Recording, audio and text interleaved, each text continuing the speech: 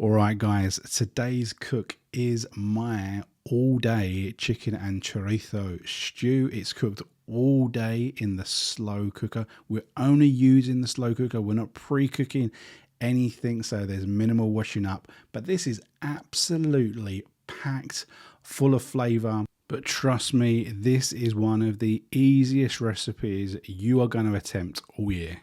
Today we're going to be making 4 portions with the ingredients we've got.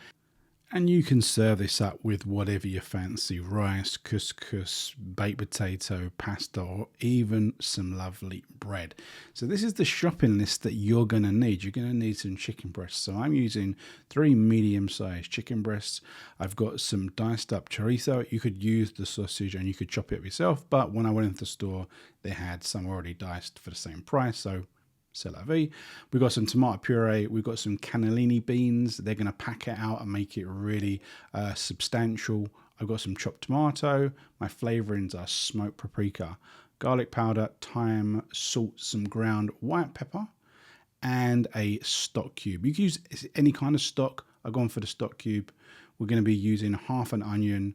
We're going to be using a sweet potato, a carrot, and a little bit of lemon, just to give it that extra little zing when it's in the slow cooker. So the first thing obviously is to create our stock. I'm using the cubes to stick on the kettle, boil it up, and then prepare that stock. Leave it to dissolve so it is ready for use. Really, really simple. If you've got a carton or whatever, you can use that. So the first step is to actually mix the flavors all together. Okay, so a lot of people would put the meat in and then mix it all. I like to do this first. So we're putting in our chopped tomatoes. Then we're going to go with the tomato puree. I only had the remains of 1 tube, so we just squeezed that in. Probably 1 tablespoon. Then we've got our smoked paprika. This was 2 heaped teaspoons. Okay, 2 teaspoons. Now this is a similar recipe to when I would create some barbecue beans. Okay, so it's kind of on a similar sort of thing with a few extras. So we've got a teaspoon of thyme there, a little bit extra. Probably it was still 1 teaspoon, I think. Then we have got the ground white pepper. Ground white pepper is a bit of a sleeper ingredient. Not a lot of people use it, but it creates so much flavor. So we've got a teaspoon of that, and then we've got our garlic powder. You can put as much or as little in of this as you want. You could also put in some actual garlic as well if you wanted. I've gone for a level teaspoon of garlic. I think that's more than sufficient. And then you can see that I gave that a stir, so it all amalgamated the flavors into what's essentially the base of our sauce. Then we're going to prepare this chicken breast, and I'm cutting this into pieces of about 1 inch cubed. Okay, so there's going to be plenty. Also, what you appreciate is during the cooking process, it is going to break up because it's going to be cooked for, best part of the day. It's going to break up. It's going to fall apart. So it's not too important how well you cut it up into pieces.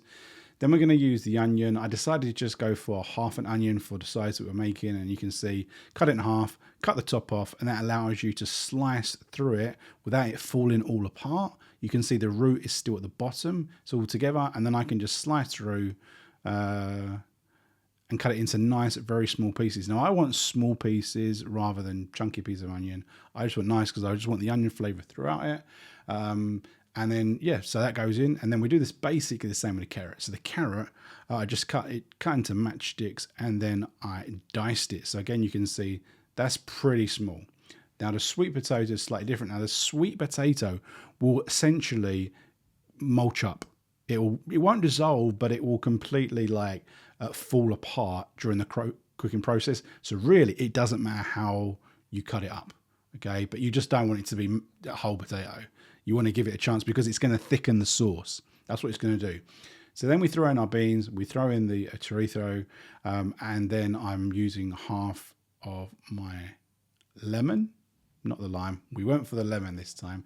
So squeeze that in, make sure you don't get any seeds, and then try and give it a bit of a stir. Now, obviously, I've absolutely packed this slow cooker. It is absolutely packed to the top. I probably should have done a little bit less, but it was more than capable of doing it. You can see I only managed to put in a little bit, probably about a third of the stock, and then I mixed it through. You can see it's very, very substantial here, but the end result works, trust me, right? So we're giving it a bit of a stir, and you can see that once it's all dropped, I was able to season it a little bit and then put a little bit more of our stock, okay? Now, what I did was, once we got to the cooking process halfway through, I then poured in the rest of the stock because evaporation occurred, and also some of the ingredients, obviously, they started to break down, and so there was more space in the slow cooker. So I actually put this on high and I cooked it all day. I know some people might put it on low, but you know, I always, on this device, this slow cooker, I always put it on high. I never put it on low. And you can see here that this is after I'd actually added the extra stock. And you can see it might look a little bit watery, whatever. And that's because I literally just put it, but you know, because I'm an idiot, I had forgotten to click record to show you using that really crucial step of pouring in the extra thing. But now we've got the end result, and you can see how thick that is. You can see that the sweet potato has really broken down. You can't really, there's a couple of pieces of sweet potato you can see, but they're nowhere near the size that I chopped them. Most of it has actually broken down and created an absolutely deep, rich, thick sauce. You know, as I said, this is kind of like my barbecue beans recipe. It's really smoky, it's really flavorful, and it has beautiful chicken, chorizo, and beans. It's an absolute wonderful winter warmer. And as I said at the start, you could serve this with mash, which is what I did, couscous, rice, a jacket potato, whatever you fancy. This is going to go absolutely perfect with it. So let's see what it's like. Alright guys, welcome back to the taste test. Today's cook was an incredible slow cooked chicken and chorizo stew, casserole. We cooked it in the slow cooker.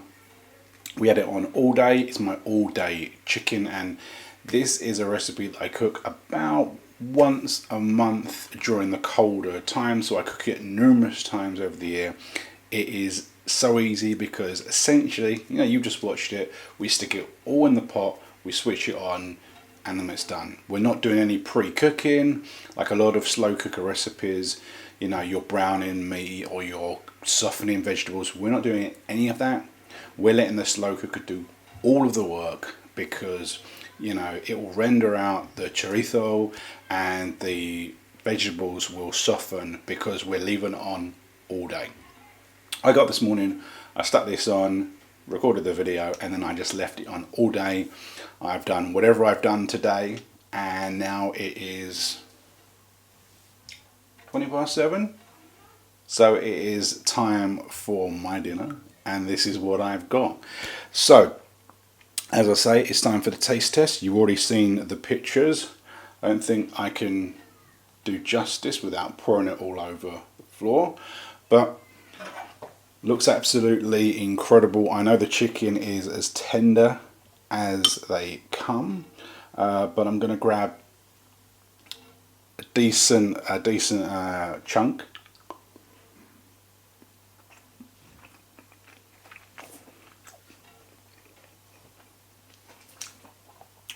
Slow cooked chicken. And remember, this is chicken breast, okay? So it's not chicken on the bone or chicken thighs that already have like additional flavour. This is chicken breast, which can be really, really bland, can be almost like quite solid. Cooking in a slow cooker, nice, it flakes. You could shred this, okay? And if you in the pot did a lot more stirring, more regular basis, it would actually shred up. But because I only stirred it, I think once, halfway through the cook, I put in some more of the stock that I had left over, because once everything had started to contract, some of the stock had, or the sauce had evaporated. I put in a little bit more of the stock that I had left over just to top it up, and I gave it a stir, and then I stirred it about an hour ago. And also, obviously, to a mandatory little taste test to make sure that we were on the right track. That's what I did. If you did more stirring, you'd break things up, just like the sweet potato. Now, the sweet potato is the hack here, because the sweet potato is so soft that it's going to break down. Okay, so you're not going to see many pieces of sweet potato. You'll see the odd piece, but most of it will have broken down. And what does that do? It thickens the stew, the casserole, gives you this incredible sauce that we love. Okay, so as I say, let's have a little taste.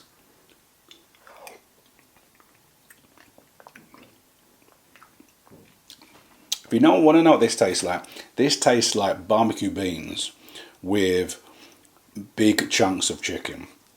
That's the way I'll describe it. That's the way I like it. And also, here's another thing, right? I cut the vegetables, the carrots, the onions, pretty small, because sometimes they can be a bit al dente. Not in this one. Packed full of flavour. Really, really simple. Why are you not going to try it? Okay, let me know in the comments below.